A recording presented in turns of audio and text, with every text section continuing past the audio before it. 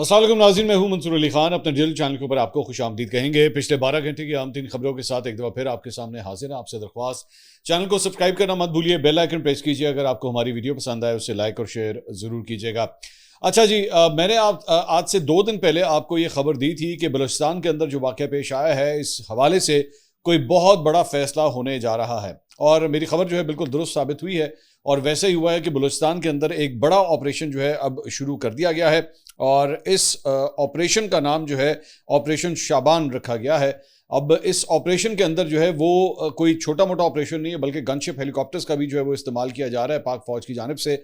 और इस सिलसिले में कुछ मजीद अपडेट्स जो हैं वो सामने आई हैं। फील्ड मार्शल आसिम मुनीर ने इसका गो हेड दिया, फाइनल जो है वो जो अप्रूवल है वो वहाँ से आया और उसके बाद अब ये ऑपरेशन जो है शुरू कर दिया गया है। बैकग्राउंड क्या है, वजह क्या थी, मैं इसके बारे में सबसे पहले आपको ये बताऊं कि मांगी डैम पुलिस स्टेशन पर ये जो हमला हुआ था, इसके नतीजे में जो है वो कई सिक्योरिटी एहलकारों की शहादत हुई थी। और उसके बाद अब पाक फौज, एफसी और बलूचिस्तान पुलिस ने ये जो ऑपरेशन शाबान शुरू किया है, इसके मुताबिक गुज़िश्ता 24 घंटे के दौरान 13 दहशतगर्द जो हैं वो हलाक हुए हैं और अब तक जहन्नुम वासिल होने वाले दहशतगर्दों की तादाद जो है अब 39 हो चुकी है। और सिक्योरिटी ज़राए के मुताबिक ऑपरेशन शाबान के अलावा आज सुबह खुजदार के इलाके में भी दहशतगर्दों का पुलिस स्टेशन पर हमला भी जो है वो पसपा किया गया है। फौज और एफसी के दस्तों की कार्रवाई के जरिए 8 दहशतगर्दों के हलाक होने की इतलात हैं। 5 से 6 मजीद दहशतगर्दों के हेलीकॉप्टर ऑपरेशंस में मारे जाने की भी इतलात हैं। सिक्योरिटी ज़राए ने बताया कि ऑपरेशन शाबान के दौरान दुश्वार गुजार पहाड़ी इलाकों में फितनतुल खारिज के खिलाफ घेरा मजीद तंग किया जा रहा है और सिक्योरिटी फोर्सेज की जानिब से फितनतुल खारिज के 26 खारिज को 6 और 7 जुलाई को पहले ही हलाक किया जा चुका है। सिक्योरिटी ज़राए के मुताबिक 5 जुलाई से ऑपरेशन शबान और दीगर इंटेलिजेंस बेस्ड ऑपरेशंस में मजमूई तौर पर अब तक 75 दहशतगर्द जो हैं वो हलाक हो चुके हैं। इसके अलावा बलूचिस्तान हुकूमत ने मांगी डैम चेक पोस्ट पर हमले की रिपोर्ट जो है वो जारी कर दी है। आखिर ये वाक़या पेश किस तरह आया था, बलूचिस्तान गवर्नमेंट ने इसकी जो रिपोर्ट तरतीब दी है वो आपके साथ शेयर करना चाहेंगे, जिसमें 27 सिक्योरिटी एहलकार शहीद हुए थे। रिपोर्ट के मुताबिक 6 जुलाई की सुबह एक डीएसपी की क़यादत में तकरीबन 35 पुलिस एहलकार अपनी जिम्मेदारियां सर अंजाम दे रहे थे, जब करीब तरीन एफसी पोस्ट तकरीबन 20 किलोमीटर के फासले पर वाक़ थी।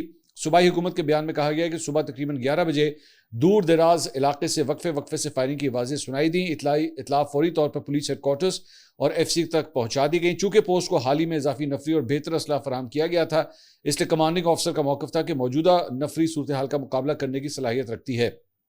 रिपोर्ट के मुताबिक हमले के बाद एहतियाती तदाबीर के तौर पर पुलिस हेडक्वार्टर्स ने तकरीबन 35 एहलकारों पर मुश्तमिल एक खसूसी दस्ता मजीद कमक के साथ रवाना किया। इसी दौरान फ्रंटियर कोर ने फ़िज़ाई निगरानी और मावनत के लिए एक मुसल्ला हेलीकॉप्टर भी इलाके में भेजा, जो तकरीबन 1.5 घंटे तक फ़िज़ाई निगरानी करता रहा।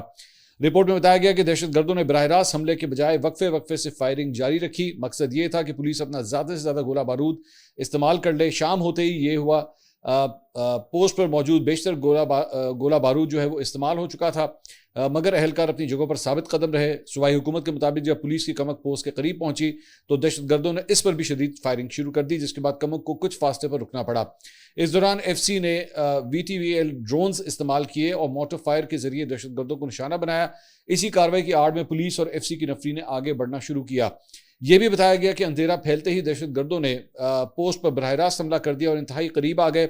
इस मौके पर पोस्ट पर मौजूद पुलिस एहलकारों ने और आगे बढ़ती हुई पुलिस और एफसी की कमक ने भरपूर मज़ामत की। शदीद झड़प में 15 दहशतगर्द मारे गए, जबकि 9 पुलिस एहलकार शहीद हुए और जबकि 3 जख्मी भी हुए। कमक के पहुंचने के बाद जख्मी एहलकारों को महफूज मुकाम पर मुंतकिल कर दिया गया।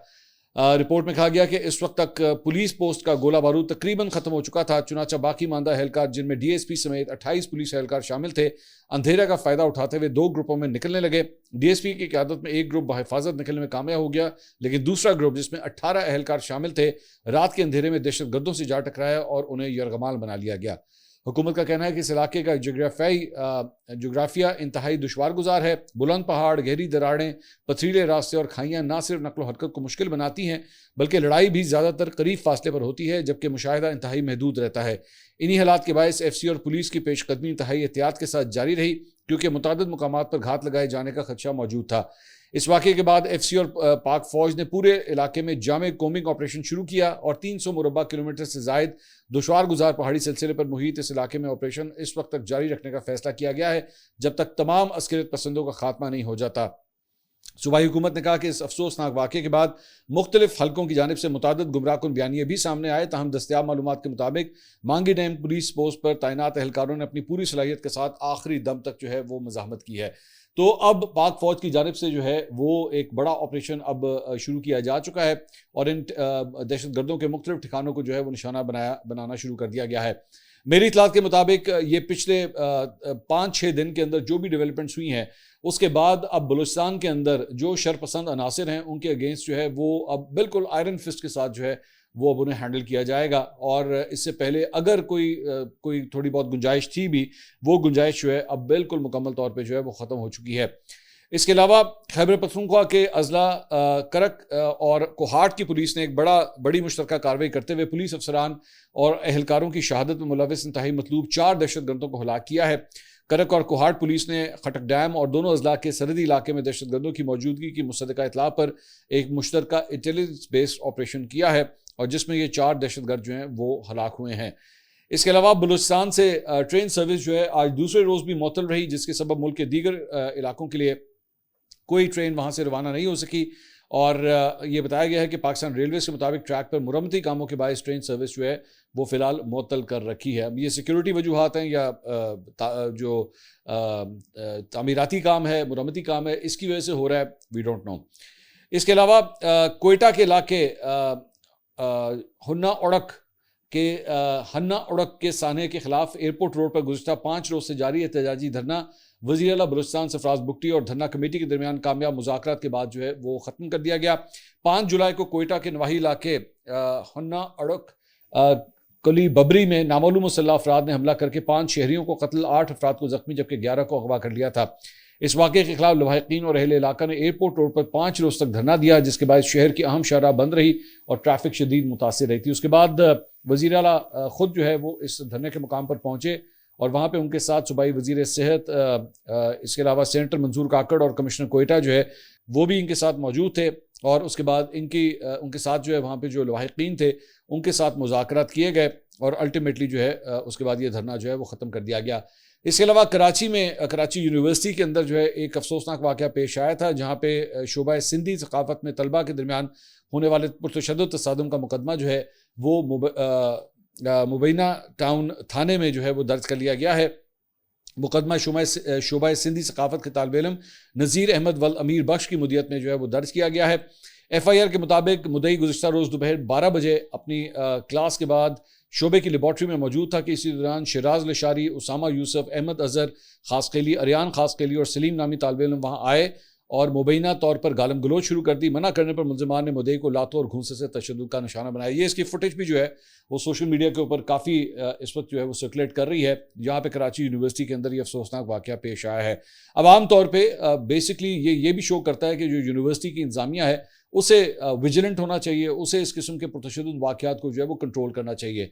मैं हैरान होता हूँ, मैं अक्सर औक़ात इस बात के ऊपर हैरान होता हूँ, जो प्राइवेट यूनिवर्सिटीज़ होती हैं उनमें आखिर इस किस्म के वाक़यात क्यों नहीं होते। ये ज़्यादातर ये वाक़यात जो है वो जो गवर्नमेंट ओन यूनिवर्सिटीज़ होती हैं, आखिर उन्हीं के अंदर इस किस्म के वाक़यात क्यों होते हैं, चाहे वो पंजाब यूनिवर्सिटी उठा के देख लें, कराची यूनिवर्सिटी उठा के देख लें। सो बेसिकली इसकी वजह ये होती है कि पॉलिटिकल इन्फ्लुएंसेस वहाँ पे यूज़ होते हैं और वीक किस्म की एडमिनिस्ट्रेशंस होती हैं और इस वजह से जो वहाँ पे पॉलिटिकल पार्टीज़ की जो स्टूडेंट विंग्स बने होते हैं, जो कि आर्म्ड स्टूडेंट विंग्स होते हैं, उनको ये लोग कंट्रोल करने में नाकाम होते हैं। आप उनको सीधा करके रखें और that is the reason international ranking के अंदर जब आपकी यूनिवर्सिटीज़ की रैंकिंग्स आती हैं ना, तो वो नीचे बिल्कुल ज़मीन के ऊपर पड़ी होती हैं वो rankings. That is the reason. वरना आप सीधी तरह डिसिप्लिन वहाँ पे करें, उठा के 4-5 लड़कों को उठा के बाहर फेंकें, उसके बाद आप देखें सबके सब कैसे सीधे नहीं होते। इसके अलावा जनाब खैबर पख्तूनख्वा के अंदर जो एक मुराद के हवाले से एक बिल सामने आया था, अब उसके ऊपर फैसल करीम कुंडी गवर्नर खैबर पख्तूनख्वा, उनके ऊपर भी ये तनकीद की जा रही थी कि जनाब आपने तो इसके ऊपर साइन कर दिया, जबकि उन्होंने उस वक्त पहले ये बयान में कहा था कि जनाब मेरे पास अगर आया तो मैं साइन नहीं करूँगा। तो अब उनका एक ट्वीट सामने आया है, उन्होंने कहा मई 2026 में जब खैबर पख्तूनख्वा मुराद बिल मंजूरी के लिए मेरे पास भेजा गया तो उसके बारे में मेरे तहफ़्फ़ुज़ात रिकॉर्ड पर मौजूद हैं। मैंने वाज़ेह तौर पर कहा था कि कोई भी कानून ऐसे ज़राए में तब्दील नहीं होना चाहिए जिसके ज़रिए मुराद में इजाफा किया जाए, जबकि पाकिस्तान के अवाम खुसूसन खैबर पख्तूनख्वा के अवाम से कफ़ायत शियारी और मुआशी मुश्किलात बर्दाश्त करने का मुतालबा किया जा रहा हो। मैंने जोर दिया था कि इस कानून पर हकीकी मालियाती नज़्म-ओ-ज़ब्त और अवामी वसाइल के दानिशमंदाना इस्तेमाल की रूह के मुताबिक अमल दरामद होना चाहिए। जो हुकूमत माली मुश्किलात और वसाइल की कमी की बात करती है वो उसी वक्त इक़्तिदार में मौजूद अफराद के लिए मजीद मराद देने वाला कानून नहीं बना सकती। अब मज़े की बात यह है कि सारी चीज़ के अंदर उनके अपने भाई भी इन्वॉल्व है। ये जो बिल बना था इसकी कंस्ट्रक्शन के अंदर, इसको रिकमेंड करने के अंदर जो है इनके फैसल करीम कुंडी साहब के अपने भाई भी इस सारी चीज़ के अंदर इन्वॉल्व हैं। एक और ट्वीट भी उन्होंने किया। उन्होंने कहा, मैं कौमी असम्बली के स्पीकर और सेनेट के चेयरमैन से अपील करता हूँ कि फौरी तौर पर चारों सूबाई असम्बलियों के स्पीकर्स का इजलास तलब करें और पाकिस्तान भर के अरकान असम्बली की तनख्वाहें, मराहत और दीगर इस्तेहकाक से मुतल्लिक एक मुतफ़िका और यकसा कानून के ऊपर जो है वो इतफाक़ करें। जो बेसिकली मकसद यही है कि जी बाकियों को दे रहे हैं तो सानू भी दो, मतलब सबके लिए होना चाहिए, सिर्फ एक साइड के लिए नहीं होना चाहिए। इसके अलावा इस बिल के हवाले से जो है वो पेशावर में स्पीकर खैबर पख्तूनख्वा असम्बली और वज़ीर सुहेल आफरीदी के दरमियान जो है वो मुशावरत हुई है और 13 जुलाई को बिल पर पार्लिमानी कायदीन का इजलास तलब किया गया है। इजलास में बिल पर गौर और सिविल सोसाइटी सहाफ़ियों के तहफ़्फ़ुज़ात का भी जो है वो जायज़ा लिया जाएगा, क्योंकि जर्नलिस्ट के हवाले से भी जो कोई नए कवानीन जो है वो लाए गए हैं कि जी असम्बली की प्रोसीडिंग्स को जो है वो रिपोर्ट किस तरह किया जाएगा। तो खैबर पख्तूनख्वा से जो ताल्लुक़ रखने वाले जर्नलिस्ट हैं उन्होंने भी अपने तहफ़्फ़ुज़ात का इसके ऊपर इजहार किया था। इसके अलावा जनाब एक और जो इम्पोर्टेंट मामला है वो ये है कि जनाब जुडिशल मजिस्ट्रेट जनूबी अदालत में मुनशियात डीलर अनमोल उर्फ पिंकी के खिलाफ गिजरी थाने में मुनशियात के मुकदमात की समाअत हुई, जिसमें अदालत ने मुलजिमा पर फर्द जुर्म आयद करने की तारीख जो है मुकर्रर कर दी। हमारे बहुत से जो व्यूअर्स थे वो ये कह रहे थे कि जनाब पिंकी के मामले के ऊपर क्या अपडेट्स हैं, तो ये आपके सामने है। हमने ख़ास तौर पर आज इसको शामिल किया है कि जनाब उसके ऊपर फर्द जुर्म जो है वो आयद होने जा रही है। जेल ज़राए के मुताबिक अदालत ने 6 मुकदमात में चालान और गवाहान के बयानात की नकूल मुलजिमा को जेल में फराहम कर दी है। अदालती अहकामात पर अमले ने ज़ाती तौर पर दस्तावेज़ात मुलजिमा तक पहुँचाई। अदालत ने मुलजिमा के खिलाफ फर्द जुर्म आयद करने के लिए समाअत मुकर्रर कर दी और मुकदमात के मज़ीद समाअत जो है वो 2 हफ्तों के लिए जो है फ़िलहाल मुलतवी कर दी है। इसके साथ साथ एक बड़ा इंटरेस्टिंग बिल जो है वो सामने आया है और इसको आप गौर से सुनिएगा। ख़ास तौर पर जो शादीशुदा अफराद हैं उनके लिए तो बिल बहुत इंपॉर्टेंट साबित हो सकता है। सेनेट की कायमा कमेटी बराए मजहबी अमूर का इजलास हुआ। Chairman committee senator Ataur Rahman की ज़ेर सदारत। वहाँ पे सेनेटर सैयद अली जफ़र, जिनका ताल्लुक पाकिस्तान तहरीक इंसाफ से, उन्होंने एक निजी बिल के ऊपर ब्रीफिंग देते हुए कहा कि मुतअद्दिद ख़वातीन ने शिकायत की है कि तलाक के बाद उनके पास रिहाइश बाकी रहती है और ना ही गुजर बसर का कोई जरिया। उन्होंने तजवीज़ पेश की कि निकाहनामे में शिक शामिल किए जाए, जिसके तहत तलाक की सूरत में शौहर की जायदाद में बीवी का 50% हिस्सा मुकर्रर किया जा सके। बीवी के घरेलू खिदमात, बच्चों की परवरिश और शौहर की मामलत को कानूनी तौर पर तस्लीम किया जाना चाहिए। उन्होंने मजीद कहा कि इस मामले पर अदालती सतह पर भी गौर किया गया, जहाँ जस्टिस मंसूर अली शाह और जस्टिस कियानी समेत मुख्तलिफ कानूनी माहिरीन ने इस मौक़िफ़ का इजहार किया कि शादीशुदा ज़िंदगी के दौरान बीवी की खिदमात को भी मुआशी शराकत तस्वुर किया जाना चाहिए। सेनेटर बुशरा अंजुम भट्ट, जिनका ताल्लुक नून लीग से है, उन्होंने कहा कि अगर बीवी मुआशी तौर पर मुस्तहकम हो और शौहर की मामलत करे तो ऐसे हालात में शौहर के हकूक़ का भी तहफ़्फ़ुज़ होना चाहिए। चेयरमैन कमेटी ने राय दी कि मुजवज़ा बिल को इस्लामी नज़रियाती कौंसिल में भिजवाया जाए। सेनेटर हाफिज़ अब्दुल करीम ने कहा कि मगरबी नज़रियात को पाकिस्तान में नाफिज करने की कोशिश नहीं होनी चाहिए। इस्लाम में ख़वातीन को इज़्ज़त, एहतराम और मुकम्मल हकूक़ हासिल हैं और इसी निज़ाम को मजबूत बनाने की ज़रूरत है। उनका कहना था कि वो इस मुजवज़ा बिल की मौजूदा शक्ल में हिमायत नहीं करते। सेनेटर सरमद अली ने कहा कि अगर तुर्की और ईरान जैसे इस्लामी ममालिक में इस नौइयत के कवानीन मौजूद हैं तो उन्हें कुरान और सुन्नत के मुनाफी करार देना मुनासिब नहीं होगा। चेयरमैन कमेटी ने कहा कि पाकिस्तान में कोई भी कानून कुरान और सुन्नत से मुतसादिम नहीं बनाया जा सकता, इसलिए इस्लामी नज़रियाती कौंसिल की राय लेना ज़रूरी है। वफाकी वज़ीर बराए मजहबी अमूर सरदार मोहम्मद यूसुफ ने कहा कि बेहतर होगा कि इस बिल को दोबारा कौंसिल को भेजा जाए। सेनेटर दिनेश कुमार ने कहा कि हिंदू पर्सनल लॉ में इस नौइयत की गुंजाइश मौजूद है और वो इस बिल की हिमायत करते हैं। कमेटी का आइंदा इजलास जो है अब 29 जुलाई को होगा। एक ये नया कानून लाने की कोशिश है कि जब अगर कभी तलाक हुआ करे तो उसके बाद जो शौहर है या अगर बीवी है तो उनकी जो जायदाद है उसका 50-50 जो है वो डिस्ट्रीब्यूशन होनी चाहिए। आप जानते हैं कि वेस्ट के अंदर जो है वो यही रूल होता है। तो यहाँ पे भी जो है वो अक्सर औकात हमारे माशरे में ये डिस्कशन होती है कि जब तलाक होती है तो जो खातून होती है उसके पास कोई ज़रिया माश नहीं होता और वो सीधा पहले वो घर संभाल रही होती है और उसके बाद सीधा जो है वो सड़क के ऊपर आ जाती है या अपने पेरेंट्स के पास चली जाती है और उसके पास गुजर बसर का कोई ज़रिया नहीं होता। तो ये बिल जो है वो बेसिकली लाने की कोशिश की जा रही है। अभी डिबेट हो रही है इसके ऊपर। ज़ाहिर बात है एक इस्लामिक जो एंगल है कि कहीं ये किसी चीज़ से मुतसादिम तो नहीं है, इसको भी जो है वो भी डिस्कस किया जा रहा है। इसके अलावा CNN ने एक बड़ी इंटरेस्टिंग खबर जो है वो शेयर की है और ख़बर यह है कि Israel shared intelligence with US of Iranian plot to assassinate Trump. कि जनाब इजराइल ने जो है वो अमेरिका के साथ एक प्लान जो है वो शेयर किया है कि डोनाल्ड ट्रंप को ईरान कत्ल करना चाहता है। CNN से गुफ्तगू करते हुए इस मामले से वाकिफ दो ज़राए के मुताबिक, ये CNN के दो सोर्सेज हैं, कि इजराइल ने अमेरिका को ऐसी इंटेलिजेंस मालूमात फराहम की हैं जिनसे जाहिर होता है कि ईरान ने हाल ही में अमेरिकी सदर ट्रंप को कत्ल करने का एक नया मनसूबा तैयार किया। और इसकी वजह से अगर आप याद करें कि 2 दिन पहले ट्रंप ने मीडिया से गुफ्तगू करते हुए बात की थी कि जनाब they want to finish me off, या वो मुझे ख़त्म करना चाहते हैं। और इसीलिए कल भी हमने आपको रिपोर्ट किया था कि ट्रंप ने अपना जहाज़ ही तब्दील कर लिया था। कतर ने जो जहाज़ दिया था उन्होंने जहाज़ ही तब्दील कर लिया अपना।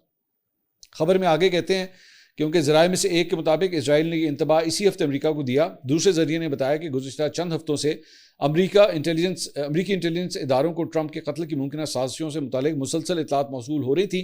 ताहम इजराइल की जानिब से मौसूल होने वाली इतला नई थी और इसमें एक मखसूस मनसूबे का जिक्र किया गया था। कुछ अमरीकी हुकाम का ख्याल है कि इजरायली रिपोर्ट मुमकिन तौर पर सदर ट्रंप के फैसलों पर असरअंदाज होने की कोशिश भी हो सकती है, क्योंकि वो इस वक्त ईरान के खिलाफ अमरीकी फौजी कार्रवाई में मजीद शिद्दत लाने या ना लाने के ऊपर गौर कर रहे हैं। इजराइल ने जिस मुबैना मनसूबे से आगाह किया उसकी तफसीलात फौरी तौर पर वाज़ेह नहीं हो सकी। इस मामले से वाकिफ दो ज़राए के मुताबिक अमरीकी हुकाम ने अभी तक इन इतलात की आज़ादाना तौर पर तस्दीक नहीं की और इजरायली इंतबाह से कबल वो इस मखसूस मनसूबे पर नज़र भी नहीं रख रहे थे। ताहम अमरीकी हुकूमत तवील अरसे से खदशात जाहिर करती रही है कि ईरान 2020 में जनरल कासिम सुलेमानी की हिलाकत के बाद किए गए अमरीकी ड्रोन हमले के रद्दअमल में सदर ट्रंप को निशाना बनाने की कोशिश कर सकता है। इसके अलावा जो पाकिस्तान ने इनकलाब हैं उनके जो सरबरा है उनका भी एक बयान सामने आया है और उसमें उन्होंने वाज़ेह तौर पर ये अभी कल जब उनकी तदफीन हुई है तो वहाँ पे मीडिया से गुफ्तगू करते हुए उन्होंने कहा है कि जनाब आयतुल्ला खमनाई की जो शहादत है उसका बदला जो है वो हम ज़रूर लेंगे, खून का बदला जो है वो ज़रूर लिया जाएगा। और ये वाज़ेह तौर पर उन्होंने जो है वो ऐलान भी किया। और अब ये खबर सामने आ रही है कि डोनाल्ड ट्रंप को जो है वो कत्ल करने का प्लान ईरान की जानिब से बनाया जा रहा है। किस हद तक सही है या नहीं, जारी बात है, इसको हतमी तौर पर नहीं कहा जा सकता, लेकिन ये भी हो सकता है कि कल को अगर डोनाल्ड ट्रंप के ऊपर किसी किस्म की कोई ऐसी अटैम्प्ट होती है, और जेन में रखिएगा ये पहले हो चुकी है, डोनाल्ड ट्रंप के अंदर अमेरिका के अंदर भी ये अटेम्प्ट हो चुकी है, जिसका एक्चुअली ईरान के साथ या किसी फॉरेन पावर के साथ जो है कोई ताल्लुक नहीं था, वो उसकी डोमेस्टिक पॉलिटिक्स से रिलेटेड वो एक मामला था। लेकिन कल को अगर कोई ऐसी चीज़ होती है तो वो भी फिर ईरान के ऊपर जो है वो पिन करने की भी तैयारी हो सकती है कि जनाब ये तो रिपोर्ट में पहले से मौजूद थी कि जनाब डोनाल्ड ट्रंप को जो है कत्ल करने की कोशिश की जाएगी। इसके अलावा ईरानी पार्लियामेंट के कौमी सलामती कमीशन के रुकन इस्माइल कौसरी ने ईरान पर हालिया हमलों के पीछे मुत्तहिदा अरब अमारात का हाथ होने का इल्ज़ाम लगाया और ख़बरदार किया कि मुल्क वाशिंगटन के साथ ताउन की कीमत अदा करेगा। उनका कहना था कि इन इक़दामात से मुत्तहिदा अरब अमारात ने खुद को ईरान के दुश्मनों के साथ खड़ा कर दिया है और उसे जान लेना चाहिए कि इस हमायत की कीमत बहुत भारी होगी। इस्माइल कौसरी ने निशानदेही की कि मुसल्लह अफवाज के जनरल स्टाफ के साबिक़ा वार्निंग के मुताबिक जारे अफवाज की किसी भी हिमायत का ईरानी जवाब दिया जाएगा। उन्होंने कहा कि इसलिए मुत्तहिदा अरब अमारात का बहरी, रेल और हवाई नकलो हमल का बुनियादी ढांचा, नीज़ तेल और गैस की तनसीबात, खित्ते में अमरीकी अड्डों की हिमायत में उनके किरदार की वजह से किसी भी कार्रवाई की सूरत में ईरानी मुसल्लह अफवाज के हतमी अहदाफ में शामिल होगा। तो क्लियर कट जो है वो एक वार्निंग दी गई है मुत्तहिदा अरब अमारात को ईरान की जानिब से कि अगर आपने अमरीका की सपोर्ट जारी रखी तो फिर आपका ये पूरा इंफ्रास्ट्रक्चर जो है वो हमारे टारगेट के अंदर होगा। अमेरिका और ईरान के दरमियान मुसलसल 2 रातों से जारी रहने वाली कशीदगी और एक दूसरे पर हमलों के बाद जुमेरात को आलमी सतह पर तेल की कीमतों में 2% कमी आई है, जिसके बाद कीमत अब तकरीबन $76 फी बैरल के ऊपर इस वक्त ट्रेड होती हुई देखी जा सकती है। इसके साथ साथ एक और कंट्रोवर्सी है और वो है मेजर गौरव आर्या की, जिसके ऊपर ईरान की जो एम्बेसी इंडिया के अंदर मौजूद है उसने वाज़ेह तौर पर जो है जवाब दिया। मेजर गौरव आर्या आप जानते हैं एक पागल किस्म का कैरेक्टर है। इसने आज से जो है वो 2-3 दिन पहले एक वीलॉग किया और उस वीलॉग के अंदर इसने जो है वो आयतुल्ला खमनाई की जो तदफीन थी और ये जो रसूमात हो रही थी इसके ऊपर कमेंट करता है। ये पहले भी ईरान को जो है वो टारगेट करता रहा है। तो इसने कमेंट करते हुए कहा कि जनाब मुझे तो एक बात की ये समझ नहीं आ रही कि आयतुल्ला खमनाई की ये तदफीन जो है इतने दिनों के बाद क्यों की गई है, आखिर किस चीज़ का इंतजार किया जा रहा था। उसके बाद इसने बैठ के अपनी तरफ से एक स्टोरी घड़ी के जनाब मुख्तलिफ ज़राए, अब ये अहम ही मतलब ज़राए जो है वो बना देते हैं बैठ के, कोई सर पैर नहीं है। मैं कहता हूँ ना जो जर्नलिस्ट नहीं होता ना उसको कख समझ नहीं होती, वो इस तरह के लौंडे लपाड़े में अक्सर कहता हूँ ना, तो यही लौंडे लपाड़े होते हैं। ये इंडियन लौंडा लपाड़ा है। तो कि जी ज़राए मुझे बता रहे हैं कि जनाब ईरान के अंदर जो है ना वो 3000 कब्रें खुदी गई हैं, खुद ही बैठ के बना दी। और इसकी वजह पता नहीं क्या हो सकती है, और इसकी वजह ये भी हो सकती है कि ये जब तदफीन की रसूमात होंगी तो हो सकता है उसके अंदर भगदड़ में जाए या कुछ हो, जबकि ऐसा कुछ भी नहीं हुआ। बड़े नज़्म ज़ब्त के साथ जो है ये सारी रसूमात हुई हैं। उसके बाद ये आता है पाकिस्तानी वफ्द के ऊपर। पाकिस्तानी वफ्द के बारे में कहता है कि जनाब वो वहाँ पे गया था और उसके अंदर जो है मोहसिन नकवी भी शामिल थे, फील्ड मार्शल आसिम मुनीर भी थे और उसके अंदर शहबाज शरीफ भी थे। और उन्होंने इसके मुताबिक मेजर गौरव आर्या के मुताबिक कि जनाब वो वहाँ पे गए थे, उन्होंने कहा था कि जनाब आप, हमने इतना कुछ जो है वो आपके लिए किया है तो आप हमें पैसे दें। और ये तो कतर बीच में बाद में आया है, तो कतर जो है वो बैठ के सारा क्रेडिट ले गया, तो हमें वो ये सारे के सारे इसलिए गए थे। मतलब ना कोई सर है ना कोई पैर है, बोंगी मारना बेला वजह, इस किस्म की फजूल किस्म की बातें करना। इसने बेसिकली एंटी पाकिस्तान, और बेसिकली एंटी पाकिस्तान भी नहीं है, मेरे ख्याल में एंटी मुसलमान है। इसका बेसिक मसला जो है ना वो ये है, ये एंटी मुसलमान है। सो ये ईरान के भी खिलाफ है, ये पाकिस्तान के भी खिलाफ है। लेकिन इसका 2 नंबर पन जो है ना तब पता लगता है जब बात अफगानिस्तान की आती है, वहां पे जाके जबान निकाल के बाहर खड़ा हो जाता है। मतलब अफगानिस्तान के अंदर जो है या उसको मुसलमान नहीं नजर आते, ठीक है, या जाहिर बात है वो कहते हैं ना कि जब काम होता है ना तो ये लोग गधे को भी अपना बाप बना लेते हैं, तो वहां पे भी यही सूरत हाल जो है वो लगती है। अब इसके ऊपर ईरान की जो एम्बेसी है इंडिया के अंदर, उन्होंने मेजर गौरव आर्या की इस बात का जो है वो जवाब दिया। उन्होंने कहा जमहूरिया इस्लामी ईरान के शहीद रहनुमा की नमाज जनाजा और तदफीन की तकरीबात 2 ममालिक के 5 शहरों में इंतहाई नज़्म ज़ब्त, वकार, सख्त सिक्योरिटी और पुरअमन माहौल में मुनक्किद हुई। इन तकरीबात में 4 करोड़ से ज़्यादा अफराद ने शिरकत की और पूरा सिलसिला किसी एक भी नाखुशगवार वाक़े के बगैर इख्तिताम पजीर हुआ। ईरानी कौम के दुश्मन और उनसे वाबस्ता मीडिया इस गैर मामूली इत्तेहाद, ताकत और अवामी शिरकत का मुजाहरा बर्दाश्त नहीं कर सकते, इसलिए वो जाली खबरों और मन घड़त बयानियों का सहारा ले रहे हैं ताकि अवाम की तवज्जो इस तारीखी वाक़े से हटाई जा सके और इन बेमिसाल तकरीबात की अजमत को कम किया जा सके। अब वक्त आ गया है कि आप अपनी आंखें खोलें, ईरान और उसके बहादुर अवाम की ताकत और अजमत को देखें। वहम गुमान और प्रोपेगेंडे की दुनिया में रहने के बजाय एक मजबूत और ताकतवर ईरान की हकीकत को तस्लीम करें। और मेजर गौरव आर्या मर जाएगा, लेकिन उससे ये होगा नहीं।